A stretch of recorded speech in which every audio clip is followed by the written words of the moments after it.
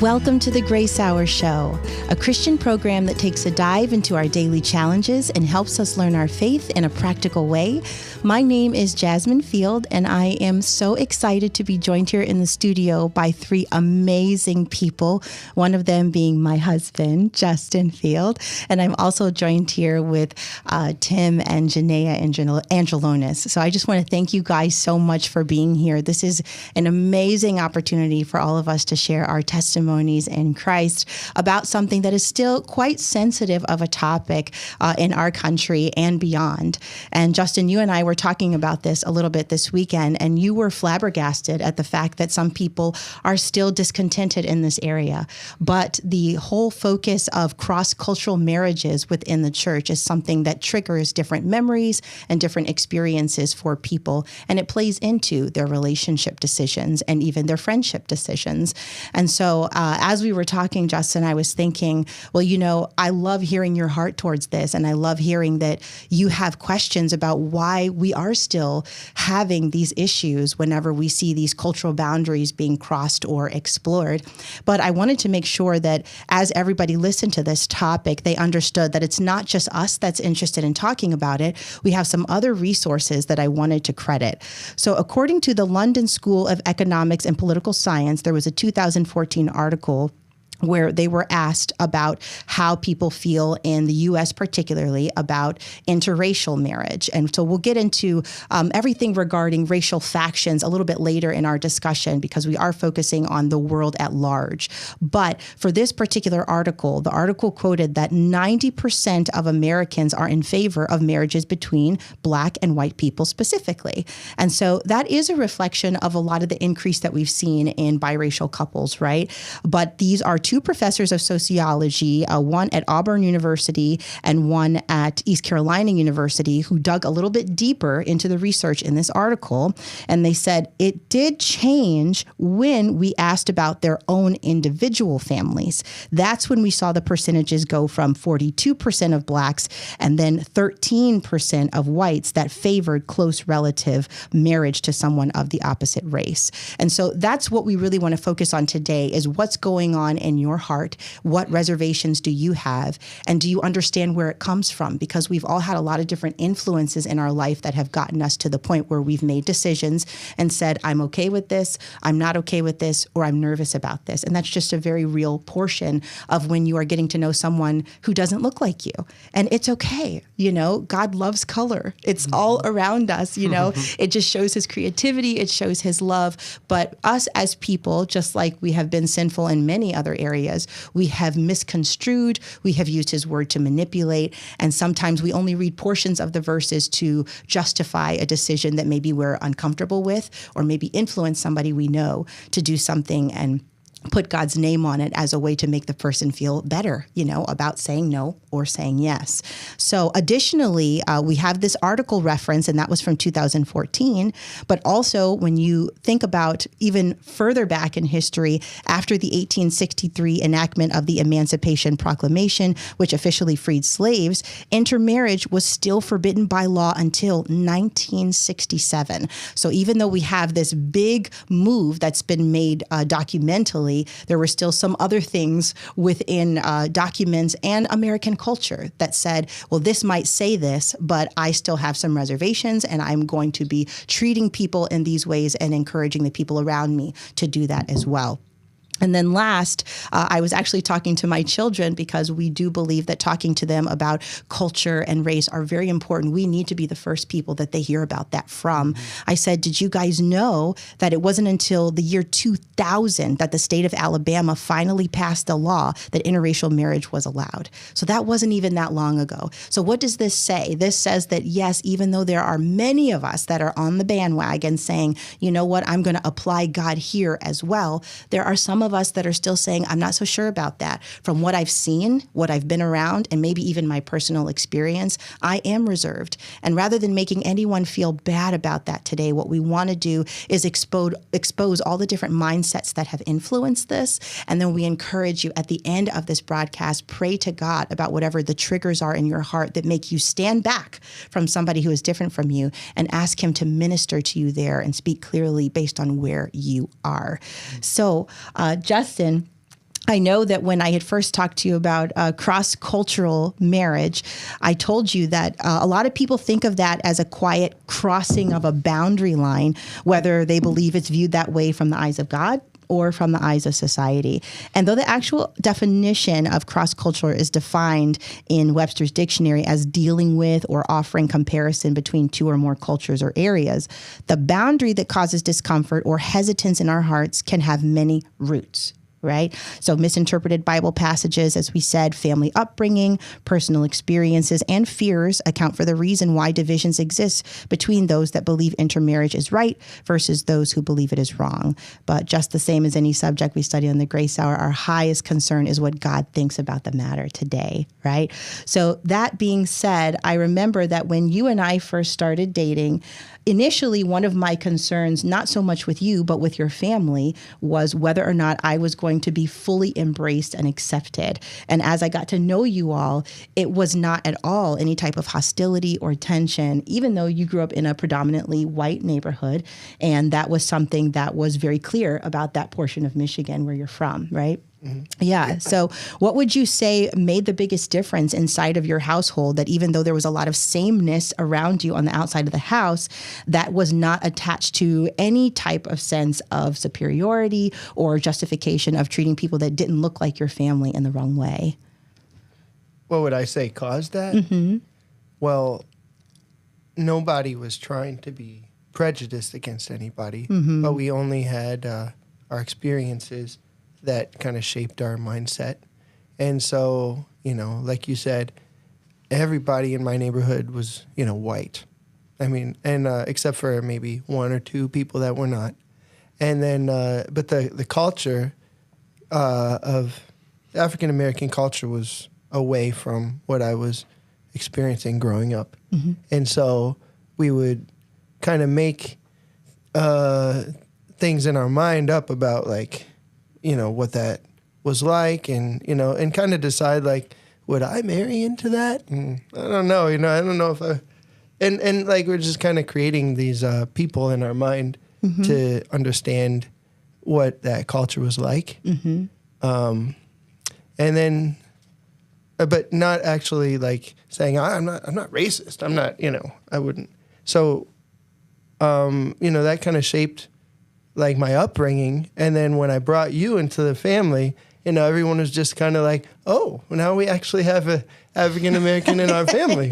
So we actually get to see what this is like, and then compare it to what we thought it would be like. Yeah. And I just think that, speaking on behalf of my white family, it has been such a blessing, like, getting to know the Johnsons, and you got, it just really adds this dynamic of like, wow, we really love Jasmin. She is so awesome. We love you too. But, I like what you said, and I'd love to hear from you all too about this, Tim and Janiea. I love what you said about when we didn't really fully understand everything, we just kind of filled in the gaps.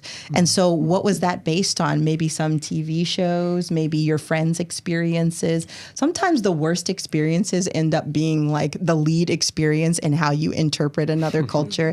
And, I remember being at a conference, recently this month, and she said, hey, sometimes people just aren't going to do you proud, even if they're connected to you. That could be your kids, that could be your family member, that could be your friend. But sometimes people can see these large responses, and they look at who is saying them, what they look like, and they're saying, so people that look like you must do this thing, So what about you all's experience with that? Have there been any moments where people have made maybe some large assumptions about you all as a couple, or even your belief system as a couple, based on the fact that you all are married to each other?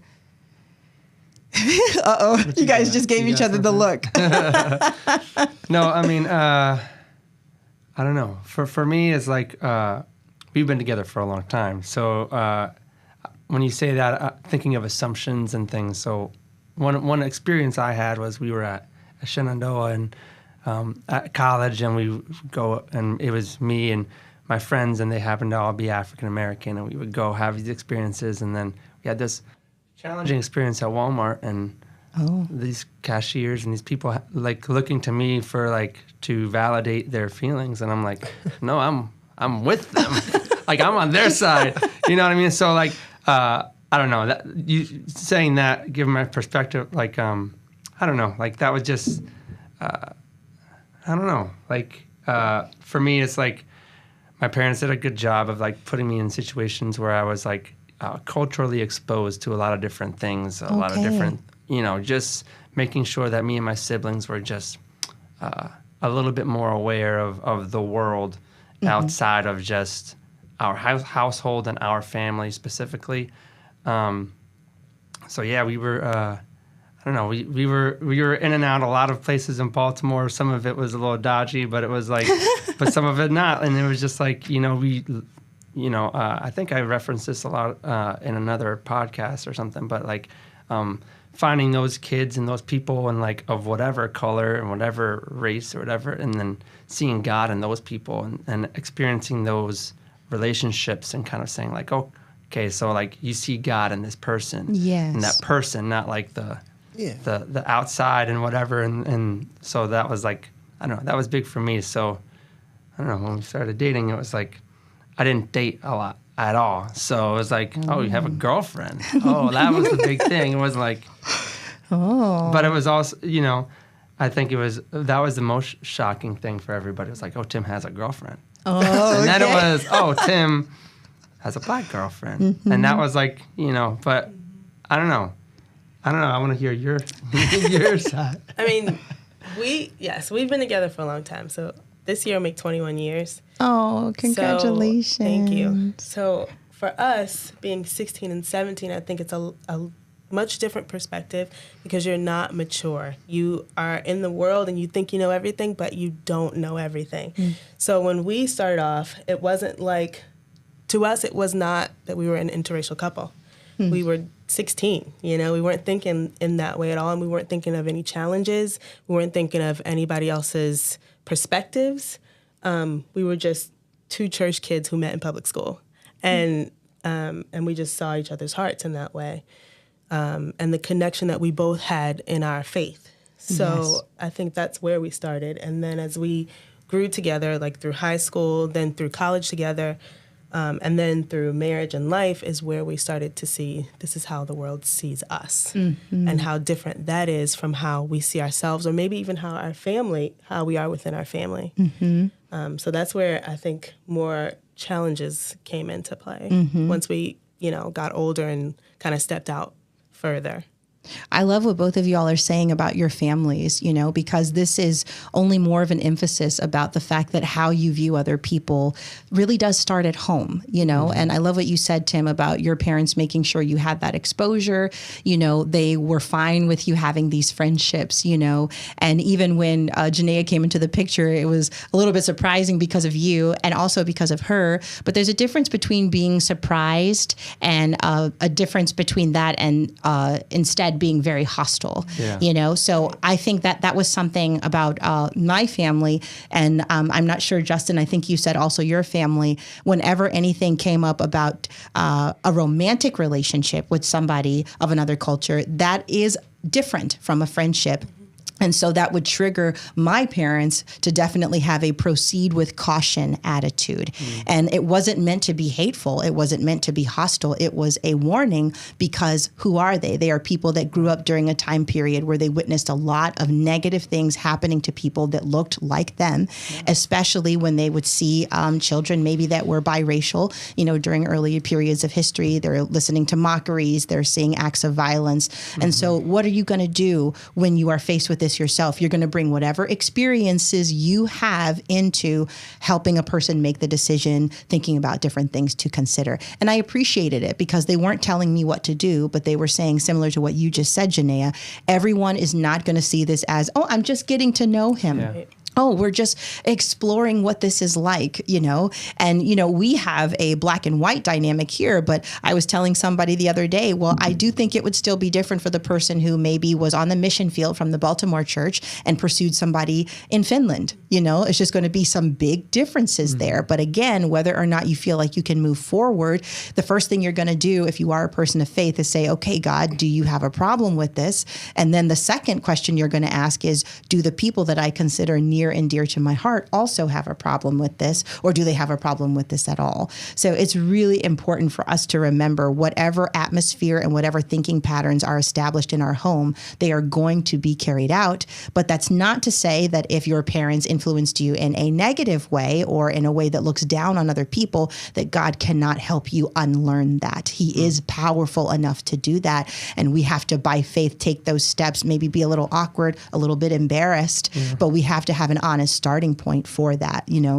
I remember growing up, I was telling Justin as well, my mom and dad were very big on making sure that a television was not my biggest educator. So they worked very, very hard to be able to take my brother and I literally across the world on vacations. And as we would go to these different countries, we would make a friend, maybe somebody who was doing the tour bus or somebody at the restaurant who was very kind to us. And my dad would always have these sidebar conversations, like, can we go to your neighborhood later, like to see like the real non-touristic view of this place because we've never been here. Our kids are with us. We really want them to have an understanding of this culture, And I do think to some people that could make them drastically uncomfortable. They want to stay under the covering of, nope, we're in the limelight. There's a lot of other people here that you are accountable to because whatever they have been taught is that you need to be on guard whenever somebody is around you that doesn't look like you. So Justin, what would you say as far as different friendships you had growing up and even crushes that you had?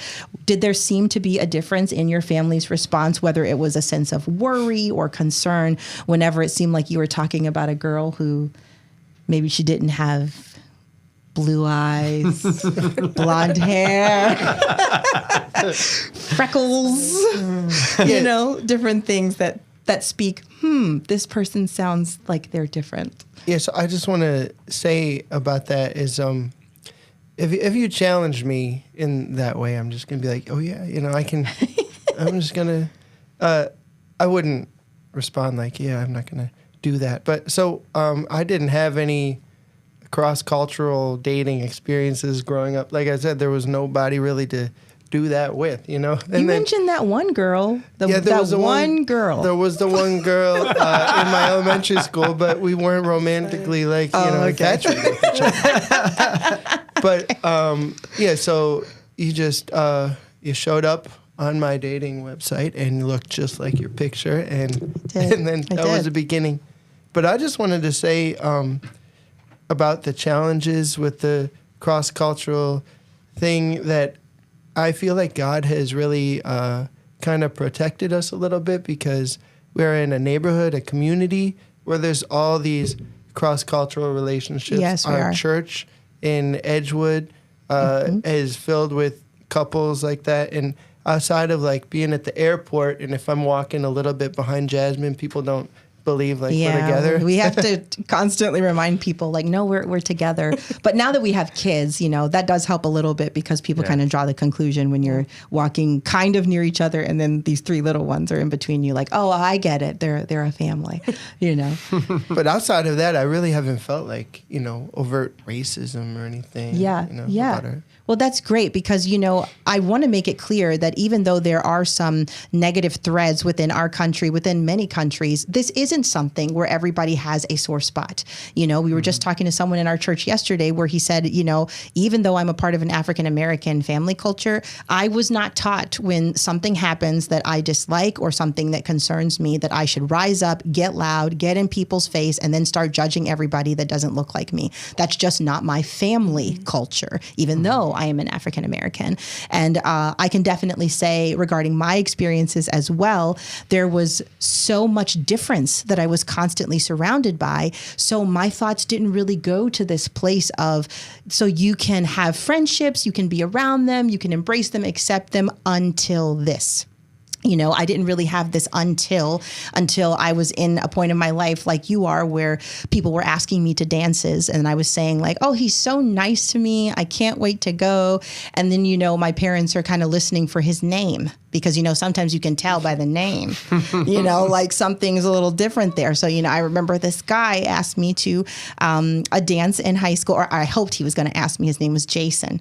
Now, Jason's one of those names where you're kind of like, okay, Jason, there's many Jasons. I'm not really sure what Jason is. So I'm not going to say anything to Jasmine about Jason, but I'm going to listen really hard about Jason, because she just said she likes him. She wants to go to a dance with him. And then when I said that Jason was a portion of him largely was Irish, I was at a Catholic school that had 100 African Americans in it and 1,000 kids. And so the people that I was friends with, it was a mixture, and as I was getting to know Jason specifically, what happens? Naturally, you like being around the person. You guys are talking. You have these routines where you talk at the locker, you talk outside, whatever. And then when there's a dance or something special coming up, that's the name that comes into your mind. But when a certain family member heard Irish, they immediately became uncomfortable. And it wasn't because they knew Jason. It was because they went right back to an experience that they had had earlier in their life, and they're even thinking like, the Irish as a whole, this is not a group also that has been embraced fully, in this country. So you should be careful. You should be careful here. Do you want to go to the dance? Do you want to? And I'm thinking the same way as you, Janiea, like I'm not making a declaration. I just liked talking to Jason when I had my pizza in the cafeteria. And I thought maybe we could continue on with the fun that we were having at the dance, So that was really an eye opener for me, when I started seeing the differences in the responses, of my parents. And as we would break certain things down, my dad actually works within responsible fatherhood, specifically minority families that are considered fragile because there's a lot of father absence. And so he would say things to me like, did you know that this occurred in history? Did you know that these things were not allowed, historically speaking?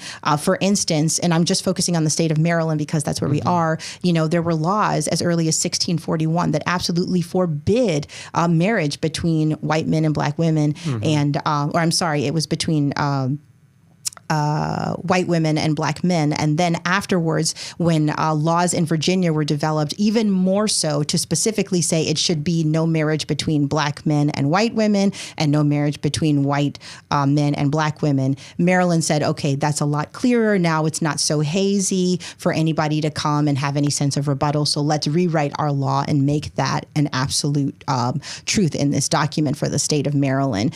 And so things like this, sometimes you hear things when you're in classes and you say, oh, this is true. I didn't realize that, or I've heard about this, or I know this is part of my history, but I didn't realize this detail was here, but one thing that I think we have to really focus on is that as you continue to grow in your faith, these cultural attitudes and these atmospheric pressures, they're going to start contrasting with your biblical beliefs. Mm-hmm. And then where you start to become confused is when you see somebody that you thought believed the same thing as you having a problem with something that you're doing cross-culturally. Then you start saying, wait a minute, I thought we believed in the same thing. So why are you so uncomfortable? Why are you so hostile? Maybe that person also, has an experience from the past that is still lingering inside of them. And I want to validate the fact that, when people have these experiences, just like anything else, it can be seared into the memory, and the way that they've lived their life is, I'm not going to hate anybody, but I keep a comfortable distance. Right. So don't come down on me for that. I have a past that is associated with why I treat people the way that I do, but I don't intentionally hurt anybody, So my question is not so much whether or not you're playing into, media propaganda, but rather when you and God talk about cross-cultural anything, whatever rises up in you naturally, does he know about it? And are you lifting it up to him knowing that it hinders you from being fully transformed into the image of God, which is exactly what God wanted for the human race. That's the only time we see race in the Bible, when God creates the human race. There is no other biblical passage that supports any type of racial faction as it has to do with something good or something bad. God's primary concern, as we'll get into, was always about the heart.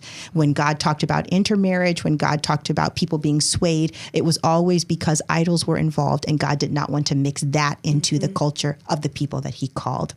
So I would love to hear you all's thoughts on the Bible and skin color, because I know that although cultural differences have always existed, we read throughout the Bible many different instances of different groups of people, again, showing God's creativity, wanting him to really show himself to us all around the world. And we have to remember that even though we have grown up during a time period where people have said, you should associate these thoughts with the people that look like this, that is something that we have to keep filtering through the cross, filtering through the Bible, and making sure that we're honest with people, but also I do think a little bit tender towards people, and even tender towards ourselves, because maybe a response comes out of us, that we weren't expecting.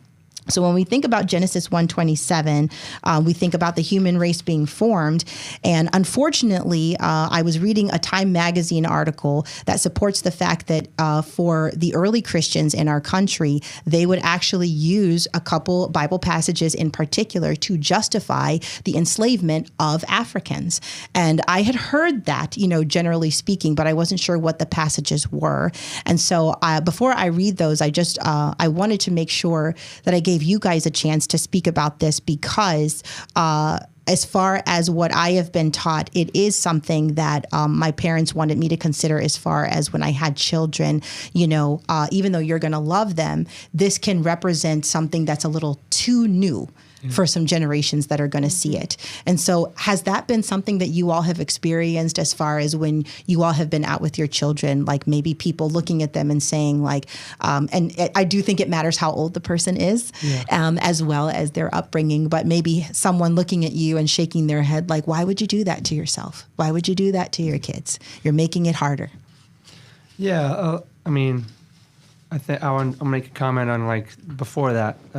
Your statements you were saying earlier. Oh, sure, of course. Regarding when we're dating and people getting to know you and stuff. Not necessarily family, but there are friends and people in school, throughout high school, college, and maybe adulthood, where they have a look at you with a different look, and maybe they're still they're still your friends, but they're kind of on the other side, you really like that guy? I don't know about that. I mean, he's cool. He's my friend too, but I don't know if you should date him, type of deal. And, we just like you said, take it to God and your put your relationship, give it to him, and let that, and even that relationship with that friend or those other people. And we're just hey, we're doing what we think God wants us to do. And then, God kind of filters those people out a certain way, and not anything that we did, but he steers those people, and he puts the people that he wants around you, to kind of lift your relationship up and build them up, and through him, you know what I mean, and kind of encouraging, our love for each other and our cultures and things like that. Sorry, and then I had a point on the other thing that you were just saying. I lost it. Oh, that's okay. It was about the kids. Yeah. Yes, thank you. Justin. So for me, I would, go pick my nephews up who are African American, and I would go pick them up, and sometimes people would be like, "Oh, you're picking up Marquis?" And they're like, "Yeah, I'm here to pick up Marquis." Yeah, okay, whatever. And I'm like, "No, I am." Really, I know him. And I love him, actually. Yeah, right.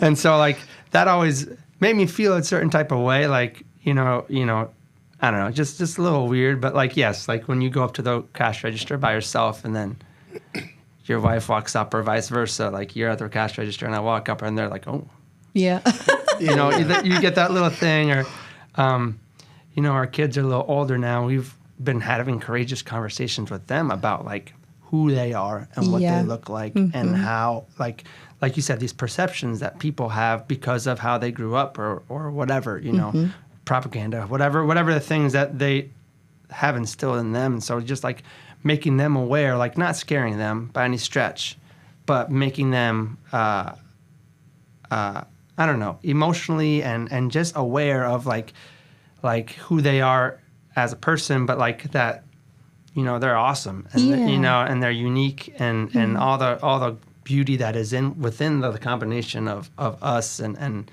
all the different things that they get to experience that these other people aren't privy to experiencing. Right. So, right. I don't know. Absolutely. For us, I know we try to, parenting comes with no book. you know? And we try to do the best that we can, but we put God at the center of our family. And I think for us, that supersedes anything. It supersedes culture. It supersedes our differences or any of that. And it covers it. Like our son had an experience when he was 7 years old. It was his first experience of racism. And that's not in his heart. And it's not in anything that he's seen before. So one would think, you know, he would have absolutely no way to respond to it. We were just trick-or-treating and somebody would not give us candy and they called us the N-word. Oh, wow. So it was a really harsh, you know, kind of racial experience. And when we got back into the minivan, he's like, I don't understand why they would do this. And we had a whole conversation about, you know, not everybody likes us. Not everybody's going to love us. And some people have this view and, you know, but what I really loved, he was only 7. And the first thing he said after that was, can we pray for that person? Wow. Like, that's the foundation we want to put into our kids. Yes. That goes above all the differences of them and the world or the way people perceive them. That's what we want to put in them. Yes. The love of Christ and the foundation that comes with that. Yes. Because, you know, he goes through this really harsh thing that even adults would, you know, kind of cower at. And yet he still has the heart to pray for him. That's the mind and the heart that we want to put, you know, put in him. So that's kind of how we've dealt with situations. Yes. That's kind of, we just put God first, and it helps us not to have a, you know, this like kind of wacky worldview, like everything is fine, you know, but just like we know that we can be prepared for anything because we have a guide, you know? Yes, absolutely. Something beyond us. Yes. And I love that practical application right there in the moment, rather than you just remaining in anger or remaining hurt. You said, let's talk about this now. I want to let you in on some things. And even though this is the way that you were perceived, it doesn't make it right. But aren't we all sinners? You know, and your son, gosh, what an amazing, amazing spirit-led response, you know? And I think that it's so important for us to see that as such a great example, because we can rank certain things in importance and say, if you cross this boundary line, we are no longer friends. If you cross this boundary line, I get to hurt somebody that looks like you know, and it is us stepping outside of a biblical value in our flesh. So I love that your son cast it down. He understood it. You know, you didn't lie to him. You didn't shelter him. You didn't compromise the truth. But what did he do? He applied so much biblical truth that you have applied to your life already, to that very situation. And he did it all on his own. So kudos to you all, you know, for helping him to get through that in a way where God was involved. Don't get me wrong, he was mad. He was mad. Right. But you're allowed to be mad, you know, the natural response comes before the spiritual response, right? So he still landed with God. Amazing. Yeah, and I just want to say, like, on the topic of cross-cultural marriage. Yes. Because that God is, you know, he's made us all different, and you know it like displays his beauty. Yes. And unfortunately, while man has used, you know, our differences to divide and oppress each other, the cool thing about cross-cultural marriage is we really get to know somebody from another culture, and we can bring that back to our family, and you know, like through what we've learned about each other and what I've learned about the African American culture, and you know what the rest of my family who hasn't experienced a cross-cultural marriage might think they know. Like, we can have a discussion and learn in a deeper way what it means to be from this culture or that culture, and it just helps us to love each other more, have empathy, and, you know, there's just a lot of blessings. Absolutely. Yeah. And I know, Justin, for us, like, you know, there's always going to be moments that kind of, you know, they entertain you, you know, like it is not all this heavy load, you know, as you're getting to know someone in Christ that's very different from you. I do think he makes you laugh, you know, and he makes you further appreciate that difference because it is teaching you. Maybe originally you thought that was really weird, or maybe you would say nobody in my family would ever do that. Or you would say, well, in my family, I have to say this because it makes sure that I'm acknowledging this, you know. I know particularly when we were first talking about teaching our kids during Black History Month, I was telling Justin, like, February is the month I've always grown up honoring as like our month. That is the month where we get to say, yes, we have this history in America, but we are also filled with so much creativity. We've contributed to inventions. We've contributed to things moving forward in history. And you're only going to know that if you're paying attention to it. So this is the month where we get to pay attention to it. And naturally, I actually heard my son Noah say, he's 8 now, but this happened when he was, I think, 6.5, when we were talking about African American culture. We did talk about how Africans got here to America. And then when he started hearing about all of the harsh treatment and all of the separation, naturally he said, well, I don't want to be part of that group. Because who would want to? Who would want to be part of the group that's looked down upon, And so we had to have our discussion at 6.5, about the fact that just because there were people that were looked down upon does not mean that that was right. And it doesn't mean that that was influenced by God.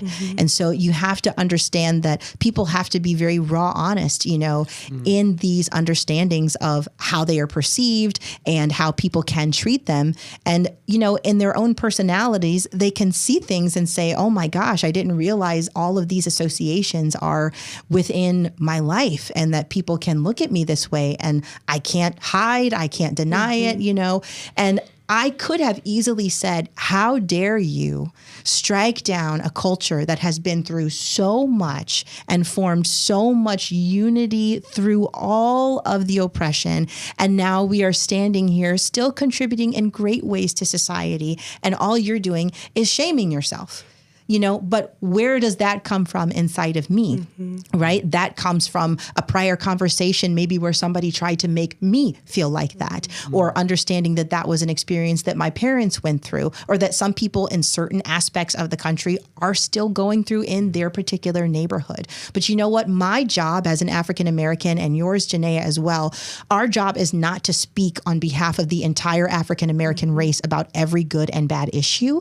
And I think sometimes people can put that pressure on us and say, if you don't respond the way I would have responded, something about your response is bad. So I love how much everything about this discussion can even take place because we know that our identity is in Christ. And when we think about his number one command, which was to love one another as we love ourselves, then we can see when we are straying away from that or when other people have strayed away from that. And then if there's confusion or tension, we can actually start there and say, I understand that this is how you were taught, but this was actually a misinterpretation of this verse. Or actually this person still has a very open wound because of something that happened to them. And it plays largely into how they described this to you. It was a huge bias, but let's look at the scriptures. God is not afraid to have himself proven, right? And so I love that, Justin, that you're just saying that it's been a blessing because there's, we have the whole, I can't believe you want that much mayonnaise on your sandwich. I don't want that. We have the thermostat arguments sometime where I'm in there in a sweatshirt. I did not grow up wearing a sweatshirt in my house. Like, nope, it's warm enough where you always feel like it's summer. That's how I grew up, but some of that I was even exposed to we both went to Michigan State. So in my time at Michigan State, when I had a roommate, some of these things were kind of contrasting earlier than when I met Justin. And I was realizing like, hey, her way is not wrong. Your way is not wrong. But you guys maybe got to meet in the middle sometimes because she grew up very different than you. And another thing, too, that I think we have to be very careful of is we cannot assume that because people have been exposed to different things that we know specifically what they've been exposed to. She could have seen me and said, oh, I can't room with her because of what she was exposed to. That wasn't the experience. We actually ended up becoming really good friends, but we have to remember exposure is so important as well as discussion. And you know what? Sometimes the biggest educator is authentic friendship. Those guys that you were friends with, you guys have a history together. Yeah. You guys would do anything for each other. And that speaks volumes when other things come against your friendship, like the person in Walmart who can totally shake you and make you feel like, oh, should I be friends with you guys? Based on her response, maybe I'm letting someone down. Maybe I'm doing something wrong. But you guys can look at each other and say, you know what? That was that person's exposure. So why don't we go back in there and why don't we actually try to have a conversation with her about this? Or, if there is an open door where we can talk about this more in a way that is not hostile, we can leave her with something to ponder rather than just making her feel wrong, Yeah, please. And I think, whenever somebody with just a dog says, I know what it means to have a child because I take care of my dog. And, we know, like, no, you don't. It's the same way with cross-cultural marriages. I've got to learn so much more intimately, like, what it's like, than not being in a cross-cultural marriage. Yeah. And so that's just been a huge eye-opener and a blessing to me, And then, like I said before, it helps you love more people. It helps you see people, the way Christ does. Mm-hmm. Yeah. Yeah. And there's definitely been, like these moments where you're not even always expecting, the division between you culturally to be something that prevails, in that particular moment. But maybe it does when it's like, okay, well, I'm ready to go. I'm not ready. I have to flat iron my hair. Well, can't you just, add some gels and oils and, whatever it is you do? No, that's not how it works. That's not the texture of my hair, and it's like, oh, okay, well, tell me about this. Let me look at these products. I have never heard of anything in my hand ever in my life. Mayonnaise? Yeah. Well, some people use hair mayonnaise. I do not. I got one for you. So my kids, before they go out the house, my kids, they get ashy a little bit. And my wife would be like, so I just didn't grow up using lotion or putting lotion on them regular.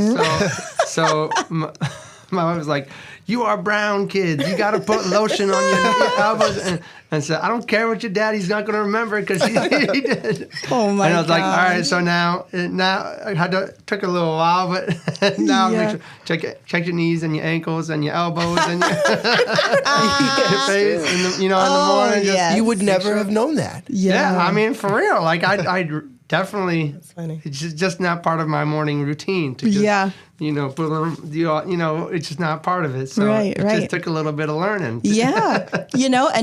And this was just about like, okay, we're heading out the door. And then it became this major thing going on based on Janea's upbringing and, same upbringing, always have lotion in my purse.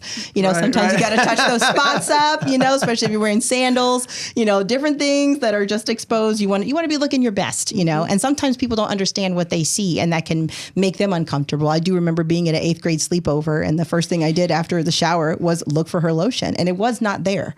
And she was like, why do you need that? And I said, because my skin becomes ashen. And she was like, why is your skin so pale and white looking right now? I said, because it needs moisture. Like that's just the kind of skin that I have. I'm more dependent on the moisture and that's okay. But for her, it was very, very different, But, when we think about connotations, we think about things sounding like they are seen in a negative light, as I was saying before, we have to think about where these things have come from and how much of them have crossed over into our thinking, even as Christians. So I wanted to reference this Time magazine article. It was dated from 2018. It was from February 23rd. And the name of the article was actually How Christian Slaveholders Use the Bible to Justify Slavery. And so this is the quote. It says, Christian slaveholders, and if asked, most slaveholders would have defined themselves as Christian, had two favorite texts, one from the beginning of the Old Testament and one from the end of the New Testament. And so those verses were found in Genesis chapter 9, verses 18 through 27, referencing the sons of Noah, particularly the son Ham, who was his son Canaan was cursed.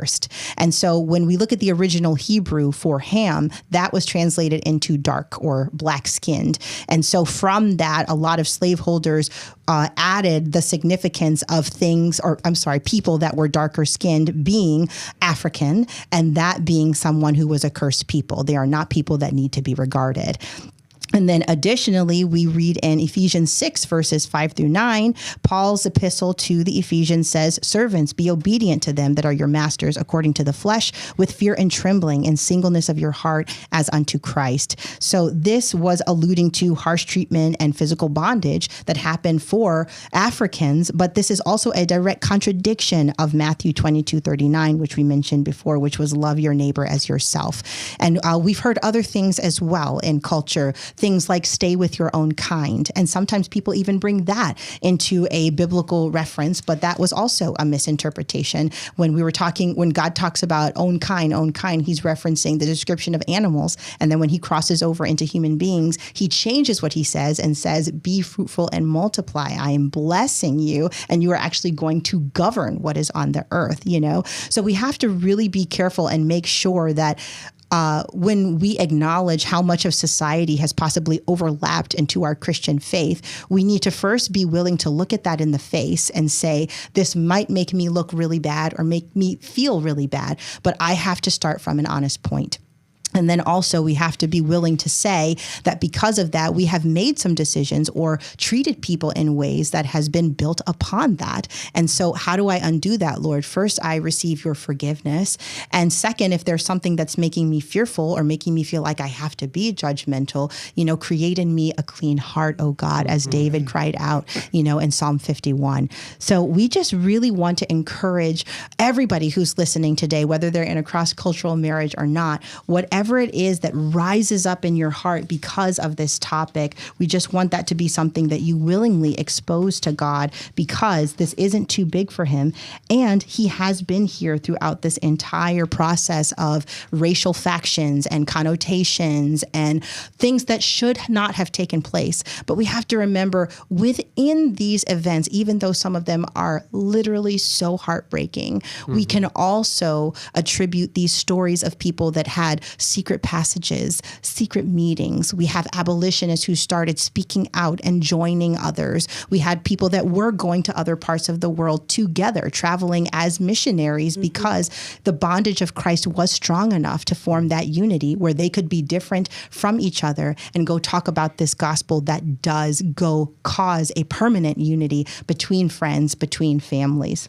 So I just wanted to end with a quote from our dear Pastor Stevens, because I was reading about King Solomon and just thinking about how all the ways his heart was swayed when he was merged with all these different ites, it's the Amorites, the Hittites, all these different women that God did not look at and say, she's a problem because of how she looks. It's a problem because of how she worships. And that is definitely going to permeate, and it's going to cause you to be fallen away from me.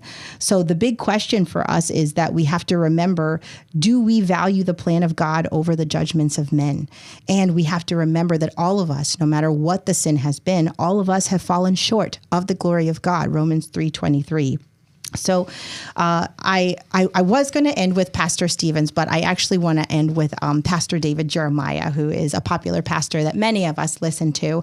And there's an illustration that he gave on the radio just last month when he spoke of a conversation between an angel and a man who visited heaven. So after watching the angel glare at a number of pockets along the wall, the man finally asked the angel, "What are those pockets you keep staring at?" And the angel replied, "Oh, these are files of believers on the earth. Inside each pocket is the potential that God's plan had to fulfill and manifest in their life, but they didn't want it. They allowed God to be minimized, and now a portion of his glory living in them sits here." When the man heard this, his heart quickly responded, "When I come up here permanently, I hope there is no file for me." And so let's really ponder that, what is holding us back from full submission to God in this area, and let our marriages be a true reflection of his love and his power and the way that he can change and transform our hearts and bring unity into any situation. Amen. Thank you guys so much for being here. It was awesome to be with you. And we just want to thank you all for joining us today. Don't forget to subscribe to the show on YouTube, Apple Podcasts, Google Podcasts, Spotify, and more. And be sure to join us for the rest of the week as we talk about cross-cultural relations within the church. God bless you guys. We love you.